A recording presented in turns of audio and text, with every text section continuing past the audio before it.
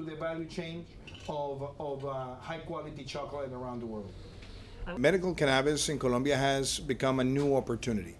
So I think we can think of having our own pharmaceutical sector, thinking on the exports, but at the same time, we have also allowed the use of some of the residuals to be used for food producing, also using it for agrochemicals, also using for the cosmetic sector, and something that is also very important, to be able to connect it to other uses like shampoos or soaps and X, Y, and Z. But we're also allowing to export what we call the raw seed that is demanded in other places of the world.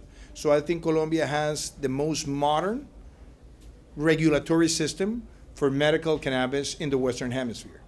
I'd like to shift over to a political question, if I could. Your defense minister was quoted as saying... Well, I think the two issues are different. Because, first of all, this is pharmaceutical development. We're not using cannabis for recreational purposes. We're using it for medical purposes. Colombia has legislation on that particular issue since 2009. So we have been evolving, identifying the opportunities, and we have been able to have a better use of the cannabis plant to develop a pharmaceutical sector. Now, when we talk about cocaine, it's a different story.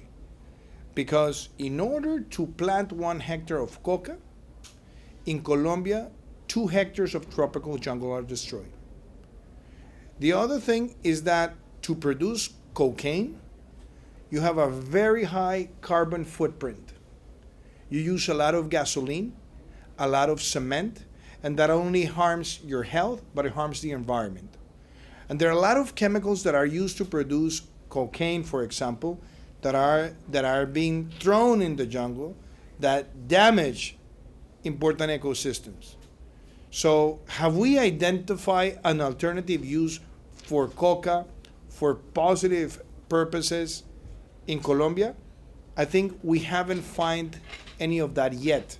But I think it's also important that we concentrate ourselves also with other countries to do technical, scientific evaluation of alternative uses, but obviously considering that we have to eradicate and to substitute illegal crops in our country and let the legal crops be the drivers of economic change and development in certain regions. To the legal crops, develop agroforestry, contribute in a positive way to the environment. For the first time in many years, my government has been the government that has reduced the most the deforestation rates, and we have committed to have zero deforestation by 2030. And on the very important question that you raised on the crimes against environmental defenders, one of the most dangerous criminal in the world, and especially in Colombia, who had ordered the killing of environmental leaders was Otoniel, the kingpin that we captured 2 weeks ago. So we have been dismantling puntilleros, caparros, pelusos, and now the Golfo clan. And with all those actions, we're also dismantling the organizations that have perpetrated the most crimes against environment defenders in our country. Common enemy is Hezbollah. In the case of Iran, we have diplomatic relations, but we have expressed our concern. If Iran supports or has any policy that protects, defends, or supports any terrorist organization, we will obviously raise our voice. So our common enemy is Hezbollah. In the case of Iran, we have diplomatic relations, but we have expressed our concern about Iran not allowing IAEA personnel to do their supervisions in the field. Identifying the opportunities, and we have been able to have a better use.